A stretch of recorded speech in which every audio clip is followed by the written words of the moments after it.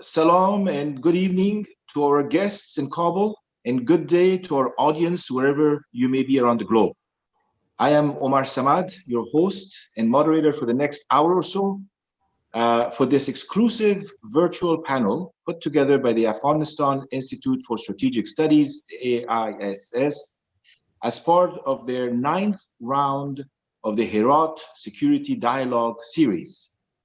This panel's discussion today will focus on the international community's perspectives and role in the Afghan peace process, an important dimension of the overall Afghan dossier. The international community in this context offers, of course, a broader scope with diversity of views and nuances of policy, as our diplomatic panel today reflects a part of that broader community, and each discussant will reflect his or her government's views and positions.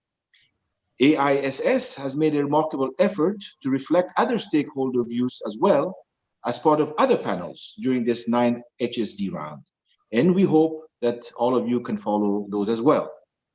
So before I introduce our esteemed guest, let me say a few words about the format. We will engage in an interactive Q&A style discussion where all participants will be given 2 to 3 minutes to answer each question, since we hope to get as many questions raised during our hour-long discussion. We can add 10 minutes at the end if need be, as I will ask our panelists to provide short concluding remarks if they wish. To save time, I will not present their short bios as they can be accessed online. And I ask our esteemed guests to signal me at any point if they wish to interject or add to a comment, and also ask them to please turn off their mics when others are talking. And also, just because of connectivity reasons, in case we are dropped or in case we have an issue with one or more of the panelists, including myself, not being connected, then please be patient, we will reconnect. This is pre-recorded, it will be edited, so we have the opportunity to make things look final and end that way. So let me introduce in alphabetic order our guests, and 3 of the 4 are present right now. We are expecting the 4th. With us today, we have Excellency Bahador Aminian, the Ambassador of the Islamic Republic of Iran to Afghanistan. We have Excellency Alison Blake, the Ambassador of the United Kingdom to Afghanistan. And we have Excellency Hossein Obni Botsali, the Permanent Representative and Ambassador of the Organization of Islamic Cooperation to Afghanistan.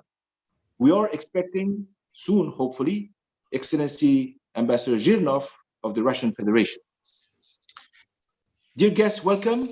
And I will start with my first question, and it will be addressed first to Ambassador Blake, then Ambassador Aminian, and then Ambassador Botsali.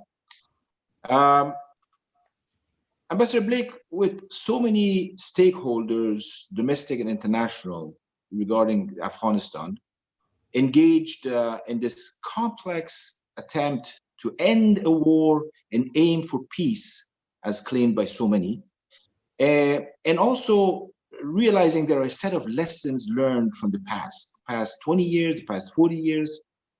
To you, what does a relatively credible, acceptable, and sustainable peace and stable Afghan end state look to you and to your government? Please, go ahead. Well, thank you. Certainly not an easy question to answer. I mean, I think for much of our engagement for the past decades, we've focused on peace and negotiations. Lasting and sustainable peace has been our paramount concern. And it's become clear, I think, to all international stakeholders, as well as the people of Afghanistan, that it can only be achieved through a political negotiated process. Any discussion of the future specific governance arrangements of Afghanistan is for the Afghan people, not for us to prescribe for you. But We believe that for a future Afghanistan that is stable, inclusive, and works in the favor of all its people, it has to build on the progress made in recent years on human rights, on freedoms, on governance, particularly for women and minorities. That way you will get a peace agreement that's genuinely acceptable to the majority of Afghans and one that benefits all its citizens. There will be challenges. As you say, there are lessons from across the world, as well as in Afghanistan, of what has worked and what hasn't worked. So our vision is of a process that delivers a peaceful, stable Afghanistan, one that's well governed, and that means able to deliver health, education, and services to all its people, a state that's inclusive and prosperous, with institutions that work in order to uphold the constitution, to benefit the people, and that people believe work in their interests. That upholds the rule of law, human rights, civic values, and a country at peace with itself and its neighbours, that has professional and trained police, security and defence forces that it needs to defend and police itself, ensure that Afghan territory is not a source of international terrorism or transnational crimes. So that's the vision that's been at the heart of our engagement, our security assistance and development aid over the past 2 decades. It's not a short-term vision, and it's one that will take support and encouragement and investment over years to realise. So a process that's peaceful, that delivers peace, that's a stable, credible process. It has to be inclusive. It has to produce something that's acceptable to the majority of all Afghans. Probably there is no outcome that's acceptable to everyone. And that is something that provides an outcome that's stable for the country, for its neighbours, for the region, and for the international community. Thank you. Thank you so much. Ambassador Aminian, your view on this, please. Bismillah ar-Rahman ar-Rahim. I'd like to thank Afghanistan Institute of Strategic Studies to invite me and provide me this opportunity. First of all, let me condemn the recent terrorist attacks on Kabul University, which I was there myself, and the COSA Training Center, and express my sympathy with the people and government of Afghanistan. Certainly these attacks are war crimes and crimes against humanity, and the agent must be identified and punished. The Islamic Republic of Iran believes that there is no military solution to Afghanistan problem, and the current war must be ended through a political solution. A political solution that is designed and planned with the aim of achieving lasting peace and security. With the participation of all ethnic and religious and political groups, preserving the achievement of the recent 2 decades, the structure of the Republic and the Constitution of Afghanistan should not be traded in peace negotiation, and efforts should be made to address the shortcoming of the current structure with the aim of including the armed opposition and to form a system based on the will of the people. Actually, we believe on Afghan-led and Afghan-designed solution and peace, and we believe that imposing foreign deal is not constructive for the Afghanistan. Thank you, Ambassador. Ambassador Basali. Rahman Rahim, thank you for inviting me to this event. I have been participating 2 of the things which I found very informative, instructive, and also constructive. So even though we are faced with the restrictions of the COVID-19, I think we should maintain and try to expand on this dialogue. I look forward to the forthcoming meetings. Regarding our British colleague, that this is a very complicated state of the Afghan conflict. First of all, it would be premature to impose deadlines and restrictions to the future steps that are going to shape the Afghan peace process.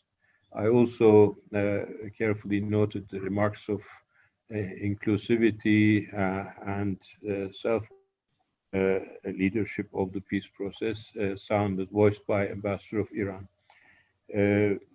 With regard to the end state, I think we are rather far from done, but there surely has become, we have already in front of us a new paradigm, a paradigm brought about by the final initiation Doha in September. This has not been an easy process to bring the Taliban around one table with the rest of the Afghan parties, where the government of Afghanistan is also solidly represented. Now, I think the primary to keep the parties around the negotiation table. We should not overimpose or superimpose time restrictions because of the forthcoming change of administration in the United States as a major stakeholder in any process related to Afghanistan for the time. To superimpose or over-pressurize the parties. For the past 40 years, the main dilemma has been the armed opposition or armed insurgency. For the first time in the past 40 years, now both parties are around one table. This is already a very important and promoted. The neighbors and international stakeholders, including the international organizations, are going to face immediate sustaining the day-to-day governance in Afghanistan. We are now approaching to the forthcoming donor conference in Geneva. The constraints imposed by the global pandemic, as well as the current already constraints which exist in the Afghan donor fatigue or diminishing of the resources due to global recession. All the nations, even the most generous donor, economic and other constraints. So we are all aware that the national budget of Afghanistan is significantly dependent on continuing national commitment, both on humanitarian assistance as well as economic development and day-to-day administration of the country. The second thing about the end state in Afghanistan, again, and any average well-informed observer would be conscious of the fact that in Afghanistan there is narco economy, unregistered economy, and there's serious problems of logistics and connectivity. Afghanistan has always suffered of its landlocked status. The current government of Afghanistan has a strategy of connectivity and open borders. So whether it's the government or the opposition around the negotiation table, people are going to ask, what are you going to provide in a political settlement in Afghanistan that is going to affairs will improve the future generations, which are supposed to be or hope to integrate into one unified, to see something better than the current state of affairs. So if in the next 2 weeks we have like 30-40% amounts of international assistance for Afghanistan, it would be significantly difficult, if not impossible, to convince the parties that international community will seriously and significantly continue promoting peace building in Afghanistan. Like to wrap it up, when the crisis evolved into the intervention, Ambassador Botsari, I'm sorry to cut you off, but there seems to be some connection issue. Occasionally, we lose you for a second or two. Maybe if you can be closer to the microphone, it might help. And if you don't mind, I will get back to you as I want to move on to the second question and get back to you with that trend of thought. Ambassador Aminian, the Doha intra-Afghan talks seems to be in a standstill. Some even describe it as being in a stalemate. Do you think that there's a need for a third-party mediation or some kind of a monitoring or expert group of maybe Afghan experts who can offer recommendations and make a difference and break the logjam? Actually, from the beginning, we have some critique about this process because it's based on the deal between Taliban and the United States. And the government of Afghanistan did not participate and even did not aware from the details of this deal. And it means if you want to bring a peace in such a complex circumstances, you cannot impose some colonial plans to the country. Now, I think one party consider itself as a winner, more justified in its action, and consider that it has upper hand in battlefield and in negotiation table. And this is the main obstacle for the continuation of the process. First of all, both parties should change their attitude toward the negotiation. I hope the recent developments in international level and in some countries create some positive hint to the negotiation parties, and after that the circumstance would be ready for real negotiation. Thank you. Ambassador Blake? Thank you. I absolutely agree that there is a mindset problem at the moment, and particularly it seems to me on the part of the Taliban, in that they think they are winning and that all they have to do is hold tough and refuse to compromise. The very important point is that the talks are continuing.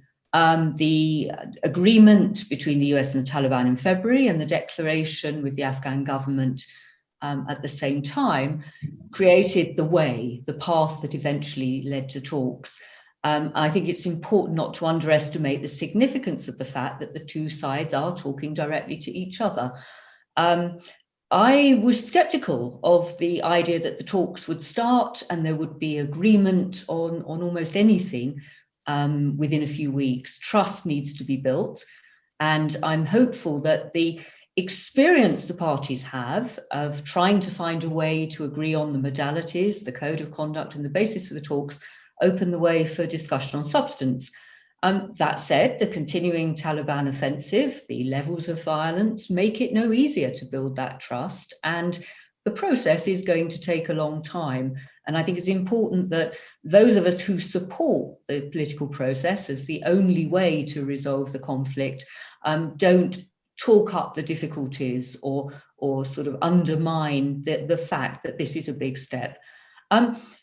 Is mediation or facilitation needed? I think some experience from other peace processes show that a trusted third party, agreed by both sides, can help with the mindset, because otherwise the two sides risk seeing negotiations as a competition, trying to win at the table what you couldn't win on the battlefield. So it's very hard for one side to be flexible, to agree to a compromise, for fear of that it would be seen as defeat. So there may be scope. I think the fact that a number of countries and organizations have expressed a readiness to help, but I do think it is for the two sides. Finding someone that would be acceptable to them seems to me to be difficult, but for a process as complex as Afghanistan, I think they will need support and help to discuss a number of difficult issues and to find a way to keep the sense of momentum and things going forward when they get stuck on difficult issues. I think probably I can come back to any of this later, but I think that's probably answered your question. That's good. That's good. Thank you. Ambassador Boutsali, your thoughts on this, and do you think that the OIC or the UN or somebody could play a role, or some third impartial non-governmental party? About 30 years ago, UN to serve as a go-between the Afghan Mujahideen in Peshawar, Iran, as well as the Kabul administration. My experience showed that one could achieve some relative progress in certain areas, but the mainstream politics and well by that time, and we were in the latter episode of the Cold War, the parties were not ready to negotiate.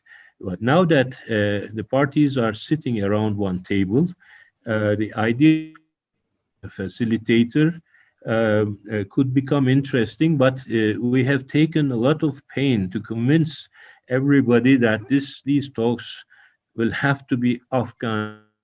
100% sure that the Afghans are really owning and leading the process.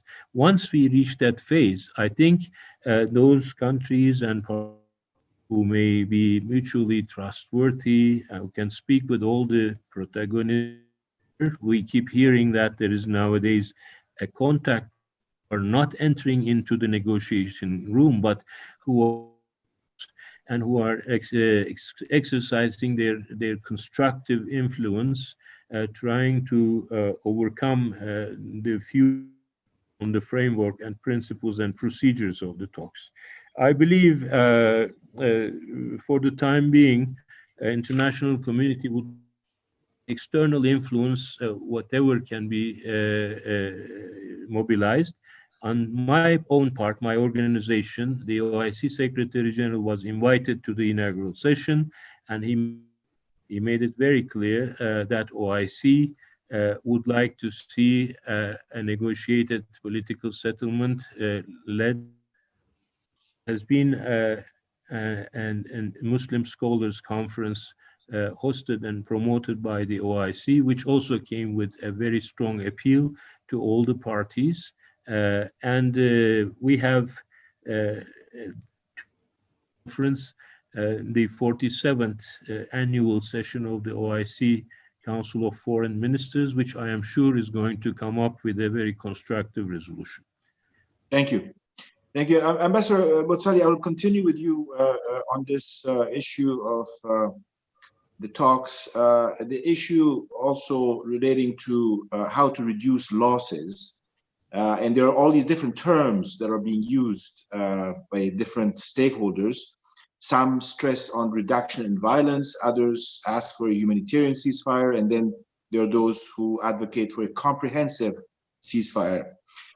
It's obviously part of leveraging in political advantage. What, in your view and the view of the others, is the best method and practical approach under the circumstances? In the course of the past 3 years, once there is a consensus, the parties can significantly, visibly reduce violence. And there was even to the extent of short-term ceasefires, which was twice. that it is possible and opportune. I believe the UN Secretary General's global appeal, which has been endorsed by a mandatory resolution for the entire international, a window of opportunity on the part of Organization of Islamic Cooperation. I am proud and happy to be able to say emergency session endorsed the UN Security Council resolution and Secretary General's appeal to all the to cease hostilities, to end hostilities, and give a chance to mobilize the energies and global COVID-19 pandemic.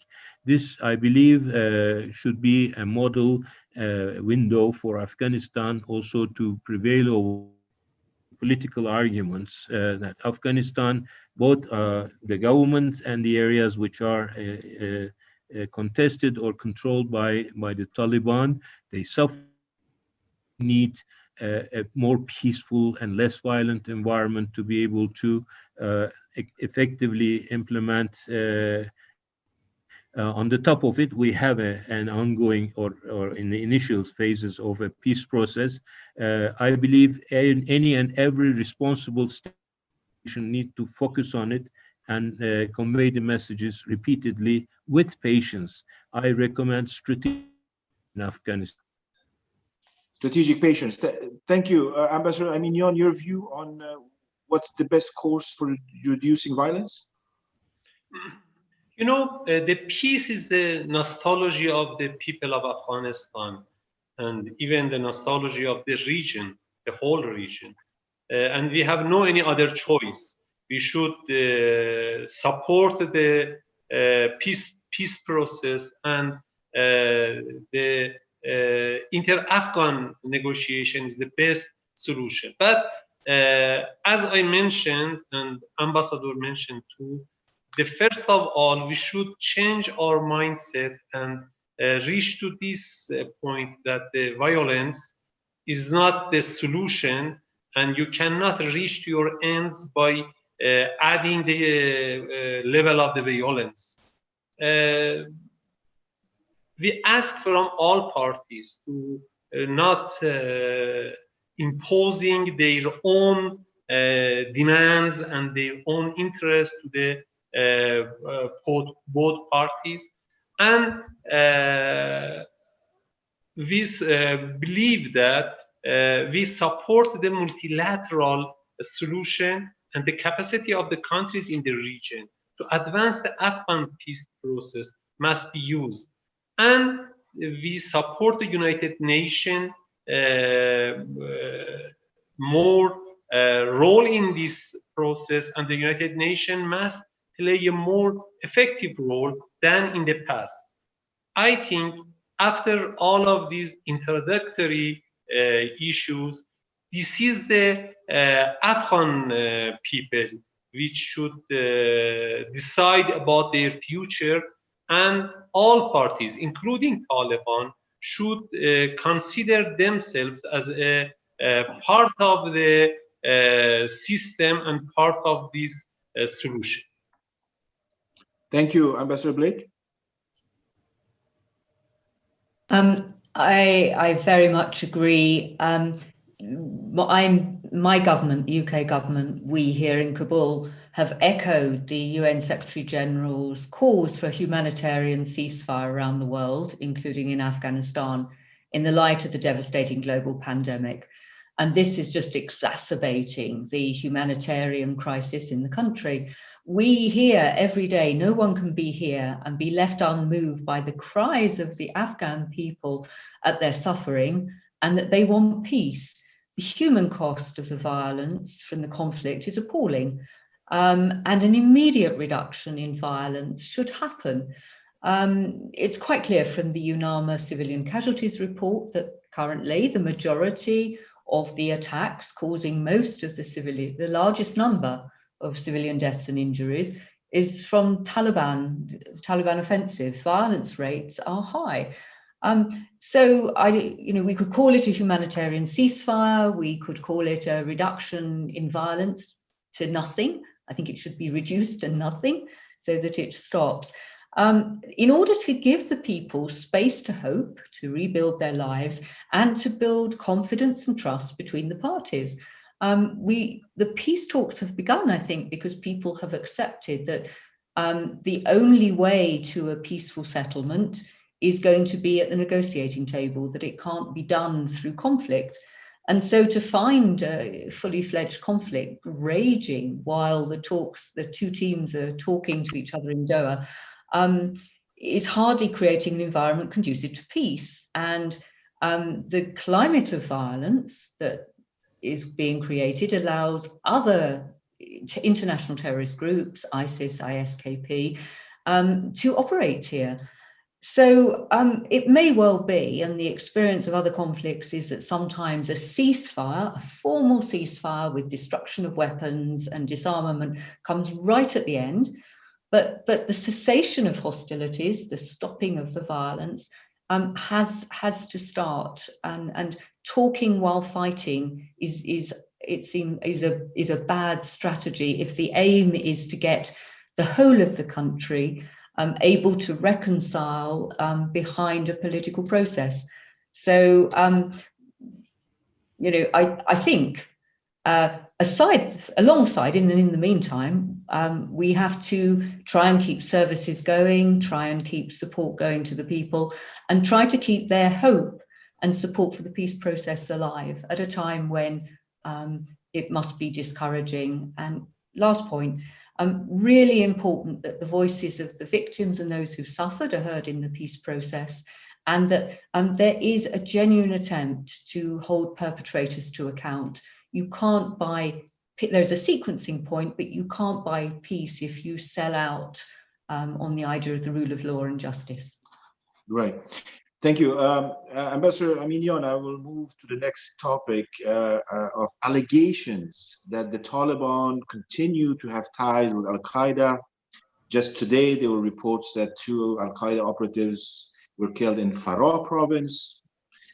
Some argue that the nature of the relationship between the Taliban and Al-Qaeda runs contrary to the spirit of the US and Taliban deal, while others, including the Taliban themselves, of course, denied those accusations and point to their commitment to prevent any terror group, including Al-Qaeda, from using Afghan territory against the US and its allies.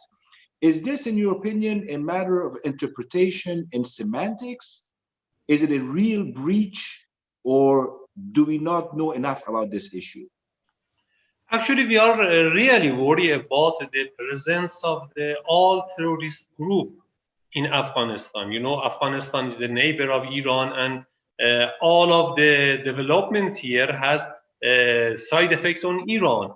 We are really worried about the presence of different type of terrorist groups, including Al-Qaeda and Daesh here. And we believe that even if Taliban has not direct ties with Al-Qaeda, the manner of reducing the presence of the one government would help the Al-Qaeda. If you push Afghanistan to be a failed state, the main beneficiary groups from this fact would be terrorist groups such as Al-Qaeda and Daesh. And this is why we ask from all parties to reduce violence and think about the benefits and interest of the Afghanistan. Continuation of this situation is not in the benefit of the people of Afghanistan.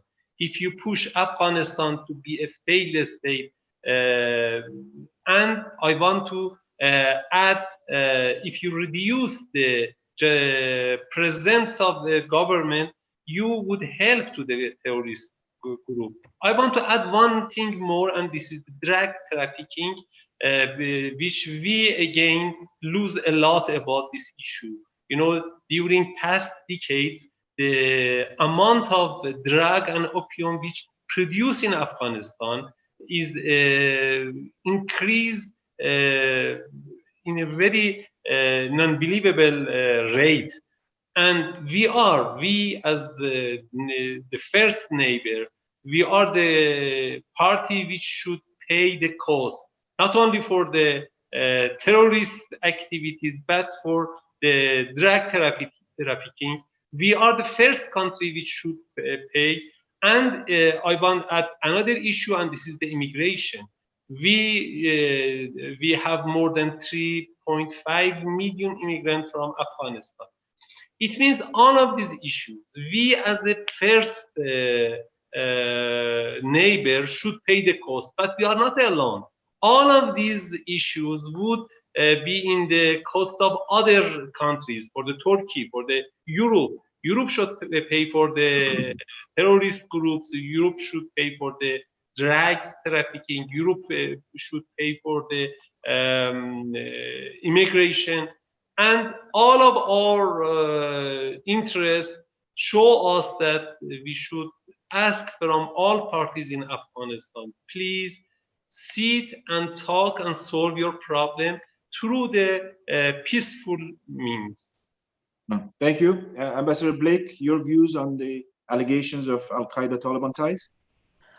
Well, I think very much, the reason why international forces intervened in the first place was because of the use of Afghanistan as a safe haven for terrorist attacks launched, including against the US and incited hatred. So our overwhelming aim is to ensure that terrorists are denied the ability not only to shelter here, but to abuse the Afghan population and to fuel the grey economy. They get their money. These things around narcotics trafficking are linked, and the insecurity here fuels migration. People feel unsafe at home. So I think it is all linked, and I absolutely take the point. I mean, a huge amount. I think the majority of the heroin in the UK, on the streets of the UK, has a link back to here. So it's really important that the Taliban live up to the commitments they have made, not to allow the Al-Qaeda, but it's not just Al-Qaeda, other international groups, space to operate here. It's clear that they are still, Al-Qaeda and others are still here. They are less, some of them are less evident than others, but we want to see the Taliban follow through on their commitments. We want to see everyone here who is sheltering or facilitating these terrorists. And a lot of the time, the facilitators are organized crime groups as much as they are ideologically driven. And as I said before, the state of violence, the inability of the reach of the government to bring rule of law to parts of the country create the conditions in which this grey economy flourishes. So no, I don't think it's just semantics. I think there is a point. I think it's important for the Taliban to be able to demonstrate conclusively if they want NATO and others to respond to, to draw down our forces, then they have to show they've abided by their commitments. But we are here to support Afghanistan, to stop, to work with the state, to stop it failing. We have big programs to tackle organized crime, counter narcotics, but against this pervasive violence, the fighting, the dispute over the rule of law, it makes that so much harder. And it's ordinary Afghans, but also, as Ambassador said, not just the regional neighbors, but the international community are feeling the effects of the insecurity and the activities by criminals and extremist groups here in Afghanistan. Thank you. Ambassador Boutsali, I have two questions after this, if you don't mind giving us OIC's view on this issue that I just raised quickly, and then we move on to the next one. Ministers, OIC summits, OIC Ulama Conference for Peace and Security in Afghanistan, and OIC's Chief Executive, the Secretary General, time and again, it's in the declarations on Afghanistan that under no pretext, violence, terrorism, and justified in the name of Islam, Islamic groups, therefore any group, any individual group or a faction trying to continue the violence and aggression of Islam. So this is, once this is said, we have to look beyond this. In the beginning of the US Taliban negotiations, there has been certain statements, remarks, speculations on the part of continue, Taliban and US will negotiate and fight. But this is not the case. The United States and Taliban have signed an agreement by the United States in Kabul simultaneously with the signing of the Doha Agreement. And currently, those who die are Muslims and Afghans. This is turning into a manslaughter. There's no justifiability, no understandable or explainable reason that is going to or project this current state of affairs. What you need is a unified Afghanistan, which can exercise control over its territory and borders, any kind of violence, extremism, organized crime, narcotics. So inclusive representative government through a in eliminating the current state of violent affairs and putting an end to these hostilities, regardless of whether it's on the part of Taliban or any other faction which is surging violence in its country. And people like any other nation. Thank you very much.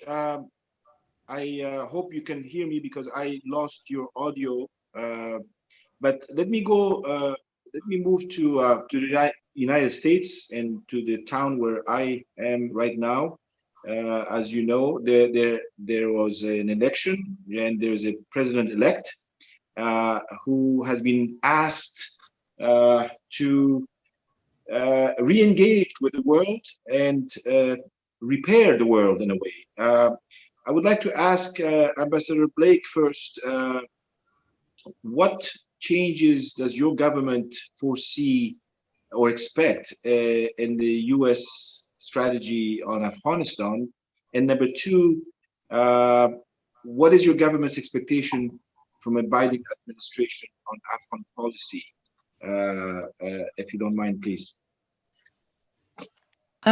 Well, thank you. I feel that given that you are there in Washington, I should turn this back on you and say, what are you hearing? What are you expecting? The media and the sort of social media and the think tanks are full of speculation, and I'm really not going to add to it here. The US is a key partner for Afghanistan as it is for the UK. You know, but it's worth remembering that the transfer of power will take place in January. The Electoral College doesn't vote until December the 14th, and Congress then needs to consult the result. And so really, I'm not about to second guess what the new administration's policy will be until then, but we will continue to work with the US administration on all of our shared interests. My government is continuing to stay focused on supporting our Afghan partners, including the ANDSF, but also working with government, civil society, and the people of Afghanistan to support the peace process, to encourage progress in the talks in Doha, to shape our future partnership, to deliver much needed humanitarian and development support in Afghanistan, and also with the Geneva conference in mind to look at setting out our offer and commitment to Afghanistan for the next 4, 5, 10, 20 years. As I said, our end state of a peaceful outcome and a peaceful Afghanistan at peace with itself and with its neighbors will take a lot of donor assistance. And so whatever happens on the around international military drawdown or restructuring by NATO together. There are no decisions taken yet. There is some restructuring going on, but we are still here. We are still supporting our Afghan partners and the ANDSF through training, as well as helping them stay in the field, helping them deal with security at the moment. And so I envisage that being my government's focus over the next few months through into 2021 and beyond. I'm hoping our host is still there, and that if not, I will hand over the question to one of my colleagues. Ambassador Aminian, please, on the issue of the United States and what to expect now, because of course the Iranian side also matters quite a bit. Yes, this is very difficult question, or if it's not a difficult question, it has very difficult answer. But however, you know, we have our own policies and differences with the United States, and you know, but never we brought our differences and problem with America to the Afghanistan, because we believe Afghanistan has its own circumstances, and we should not bring our political differences to Afghanistan. Although American try to use this base against us, but we believe that we do not want to bring the differences here. However, I think there are some continuity and some changes in the US policy toward Afghanistan. The continuity would be the reducing the presence of the United States, because they try to reduce their cost and they do not want to continue their presence as it was before. I think this is the continuation of US policy even after the Trump administration, but there are some changes. It may be not very soon to judge about these changes, but it would be real changes in the American here. The first thing would be there are some changes. You know, in the past, there were even some differences among the American institution here. And the Trump administration, Trump representative imposed its viewpoint even to some American institution here, which they had different viewpoints. I think we should see some changes in this issue, and some institutions such as CIA or Pentagon, Ministry of Defense, they would have more role, and their viewpoint are clear, I think, in this regard. In the past, managing the situation was totally unilaterally, and even sometimes they use this process for their own individual benefits. I think in all of these issues, we should see some changes, and we hope if the change would come, it would be in the benefit of the people of Afghanistan. Thank you. Ambassador Boutsali, your opinion on this? First of all, United States is not a member of the OIC, so it's not up to the OIC representative to pass judgment. As an ordinary observer and citizen of the world who is watching and listening to the news, identify or understand that the electoral expediencies and the realpolitik. So until the 3rd of November, there has been certain pressure and maybe some of the pressure may have been artificial because of the domestic expediency. We have to go back to the rules of the game.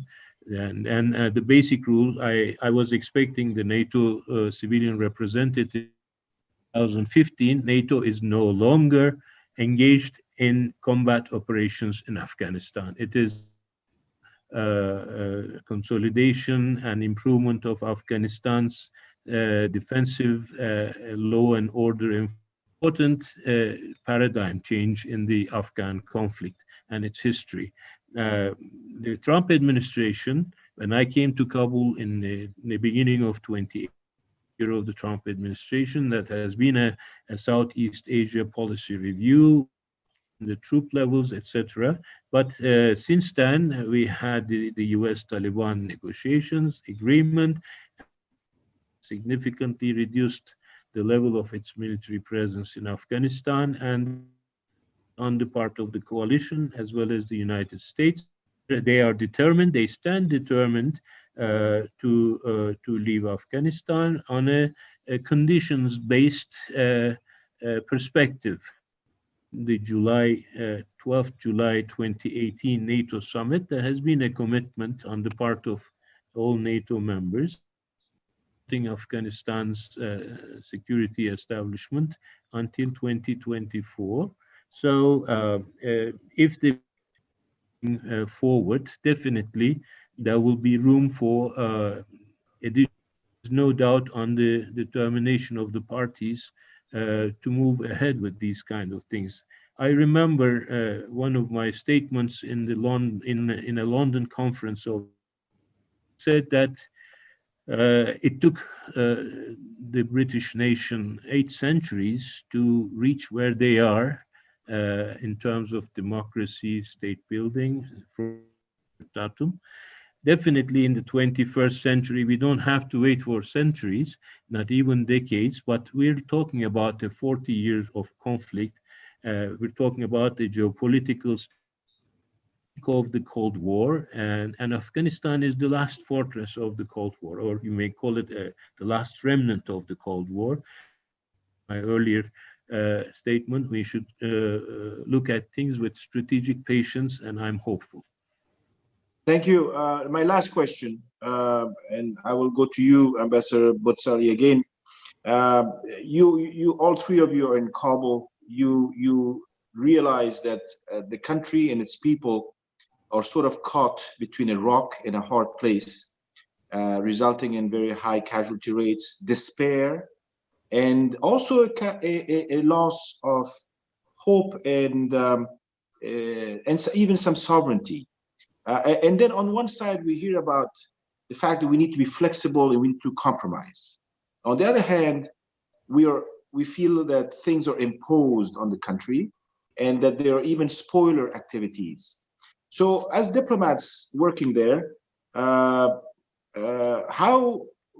do you think, how can you bridge the gap and balance this issue of tendencies to spoil, tendencies to want to fix, and tendencies to get over this war mentality and go and put behind these 40 years that, Ambassador, you just talked about? How would you, as diplomats,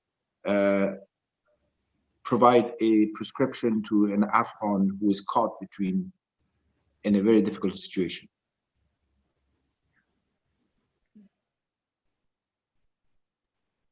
First of all, I'm a very meticulous reader of the open source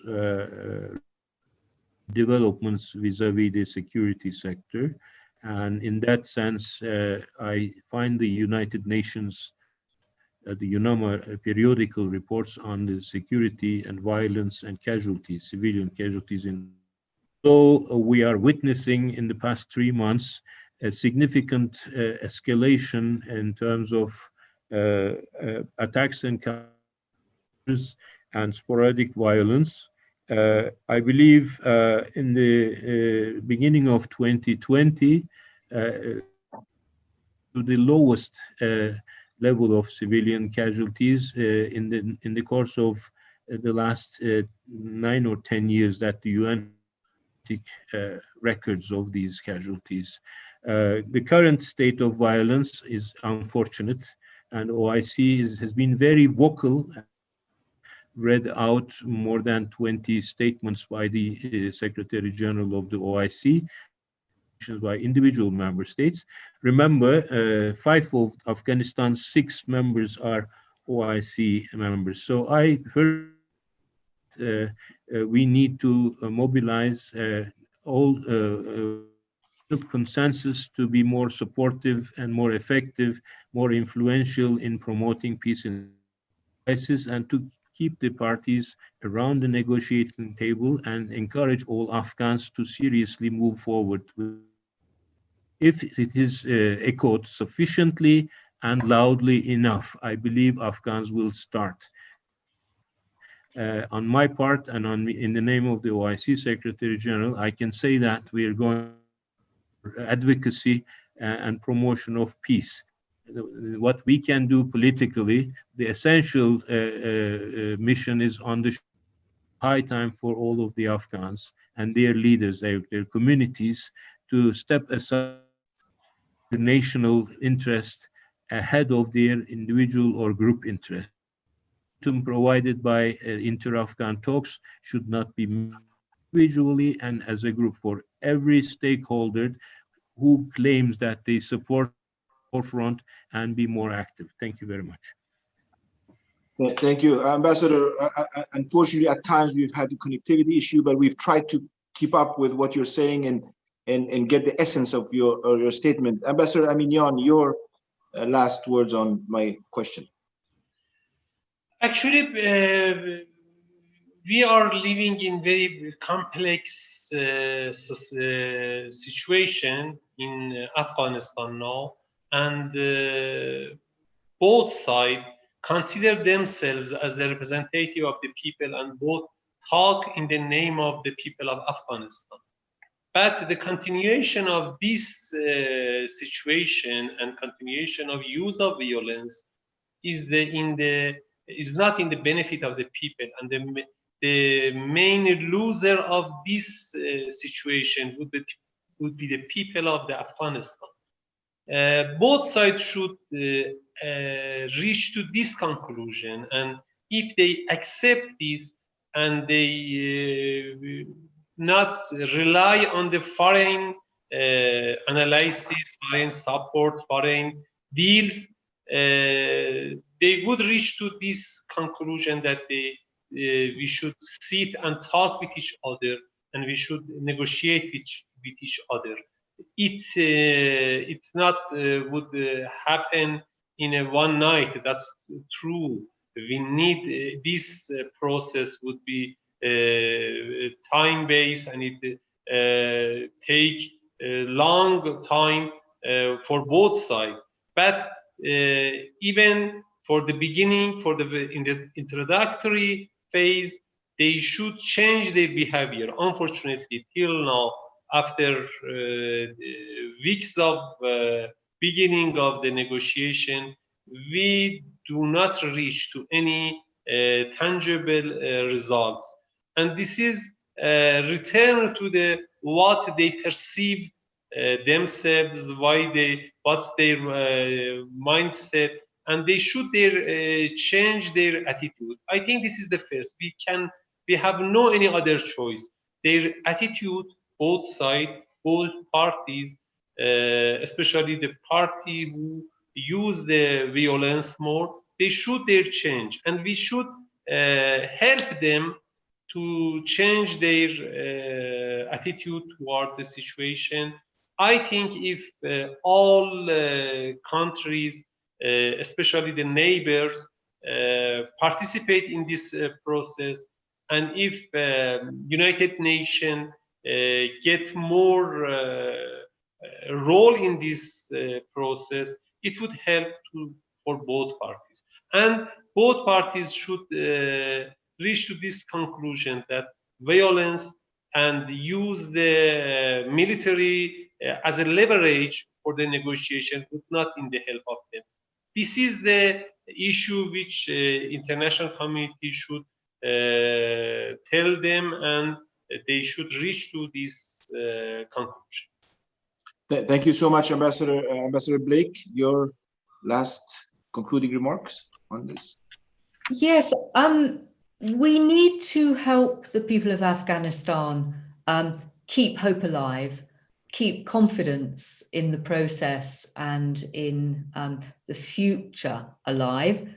How do we do that? I think we need, as an international community, to ensure that there is a strong message of our unity and support for genuine peace.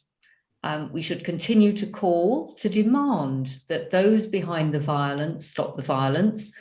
And I think it is important for us to articulate our shared vision of a peaceful Afghanistan where the people flourish, and that there is a prospect for them of greater prosperity and safety and security.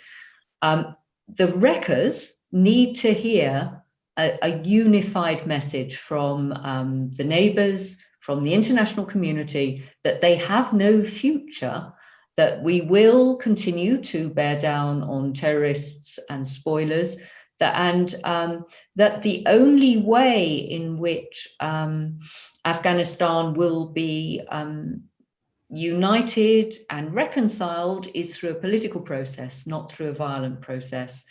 I think it's important that we continue to encourage all of Afghanistan's political and community leaders to unite in the interests of the people. It's important that they show unity, but they need to ensure that the people believe that they have put aside power struggles, they've put aside the baggage of the past, and that they are focused on the good of the whole nation, not an interest group, and that they are wholeheartedly in favor of creating an Afghanistan in which all minority groups, all different ethnicities, genders, religious and faith groups, or people with no faith at all, can flourish. And I think that it's a complex, multifaceted message. At its heart is stop the violence. If you say you want peace, then stop the violence and show it. But now is an opportunity for you to show that you understand what it will take, that it can't be about achieving your aims. Negotiating is not about zero sum, doing the other guy down. It's about finding a way through in which maybe not everyone gets everything they need. It's right when you negotiate to have clear red lines in your mind, but if everything is a red line and it's all there and you're prepared to keep using violence to get your own way, that will not lead to peace. So unified message from all of us, unified signal of our continuing support. I think as Ambassador Botsali has said, uncertainty around international military intent has not helped. The more we can say it is conditions-based, even if the international military forces look different or transition, our development support, our partnerships are long-term and enduring. Thank you. Well, thank you very much. Those are very wise words from all three of you. I come out of this exchange that you've had, first of all, thanking you for your time and your views and your government's positions and your continued support. I also, despite the gloom and doom, I think that there's still a window of opportunity that we should make sure that we take advantage of in a proper manner, and that there is hope, that we should not dash the hope of a nation that has suffered so much. But I think that at the end of the day, what comes out clear is that not only do the Afghans need to, as you said, unite around a vision for the future, but also they need to be able to build real and genuine consensus moving forward, and an inclusive one, while the international community has to also, in my opinion, whether in the region or beyond, work on their consensus for helping the Afghans move forward and overcome the obstacles, as well as make sure that we share. We may not, this is not a zero-sum game, as you said, but as long as we have shared interests that are taken into account. So all sides have a lot of work to address and to pay attention to before we head in a different direction. At this point, we remain hopeful, and thank you again, all three of you. What happened, and I'm sorry that the Russian ambassador couldn't make it, but at the end of the day, you were able to use his time very effectively. So thank you, Excellency Ambassador Alison Blake, Excellency Ambassador Bahador Aminian, and Excellency Ambassador Hussein Potsali. Thank you for your time and have a great evening.